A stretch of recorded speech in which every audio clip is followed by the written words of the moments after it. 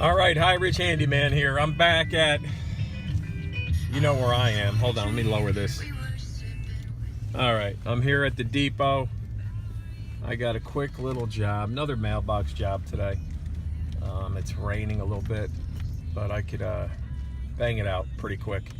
All right, I'm gonna get in there. I'm gonna get my, and I should get extra bags, but I'm gonna get a bag of concrete. All right, then I'm gonna grab a post. Make sure you get pressure treated posts, okay? And that's it. Stay tuned. It's Friday. Everybody have a good Friday. Be safe, and we'll talk to you soon. When you're picking up some heavy materials, park next to one of these guys where they collect all these carriages. Grab something. Grab it on your way in, so you don't have to look for one when you get into the store.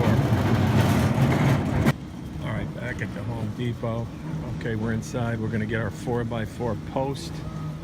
You want to look for pressure treated, obviously. I believe it's down this way.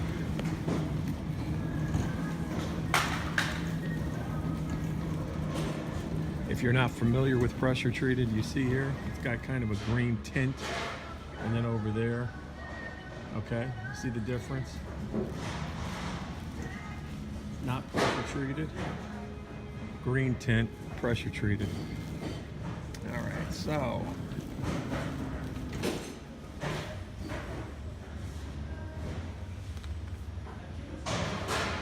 4x4x6, that's good enough for a mailbox. So you gotta snatch one of these up.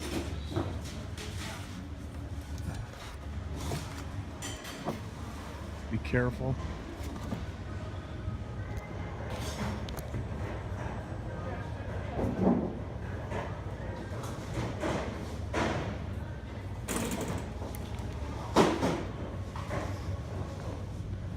There you go, just throw it in the carriage. Just be careful when you're walking around, you don't hit anybody. All right, so now we're off to the concrete. We'll get a bag of that, bring it out to the truck, and we'll head off to the job. All right, you find your concrete aisle, and we are gonna look for the Quickcrete. Let's see, high strength, 60-pound bag.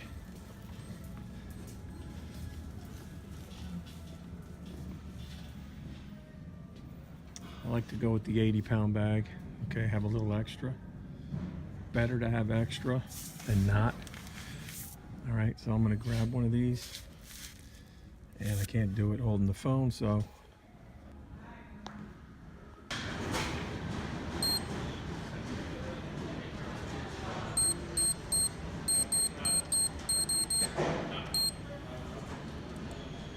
What's the job name? Job is 29.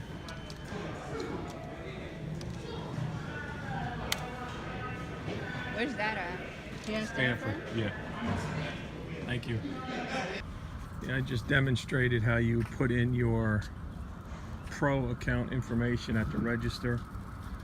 I'm checking out the log splitters on the way out. Tell you, $12.50 for a 34 ton was $1,400. It's a good deal. These are big. These are nice looking machines.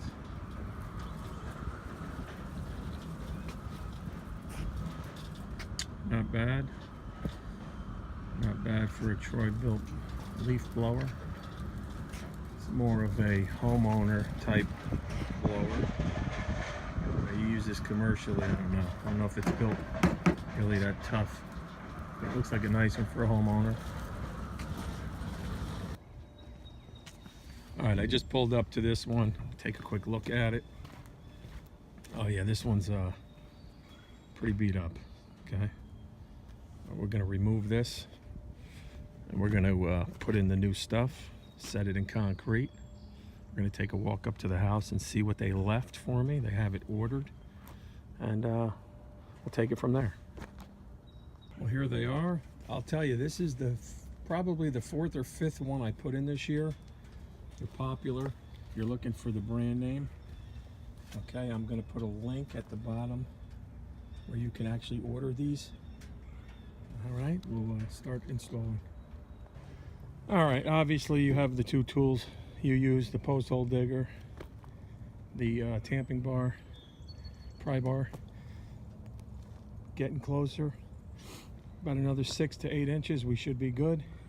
And we're gonna set that post in concrete and then put that mailbox together. I'm gonna demonstrate how the new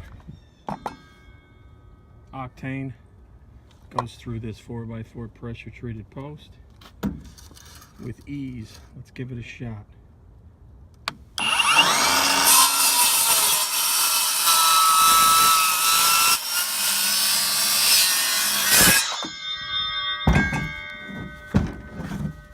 Turn it over.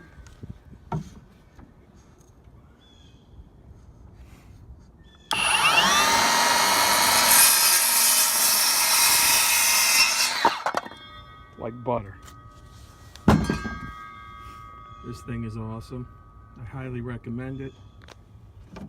Go out and get you an octane circular saw. If you can't find it, order it, but definitely get one. They're well worth it. All right, we're all set here. It's set in. Post is in concrete. Sleeve goes over the post. You've seen my other videos.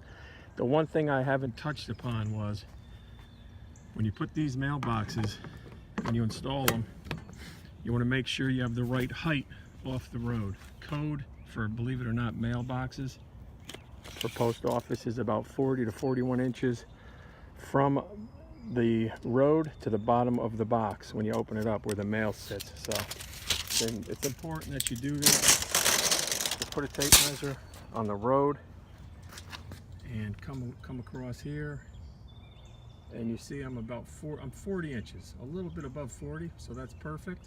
Okay, obviously make sure you're level both ways and you're good to go. Clean up the mess underneath, get rid of those rocks.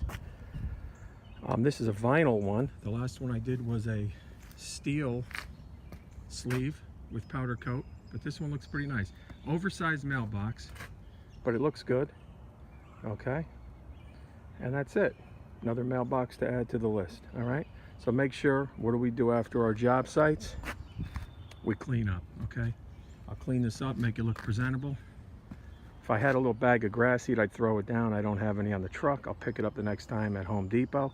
Stay tuned, because the next visit to Home Depot, I'm going to go through the landscaping department, and that's going to be fun. So, all right, we're done here. It's cleaned up. One other thing I wanted to bring up: when you're doing mailbox jobs, keep these extra in the truck, trailer, van, whatever you're using. A lot of times customers order these things. It does not come with numbers. So for, throw on the numbers. You don't charge for it, and it's a nice little bonus there for the customer. It goes a long way.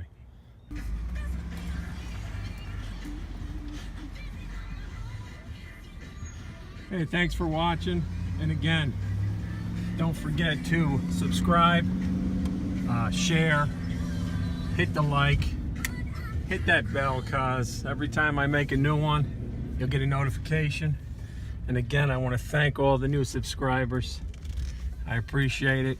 And I just like to do this kind of thing. And if it can help anyone out there, just one person, it's worth it.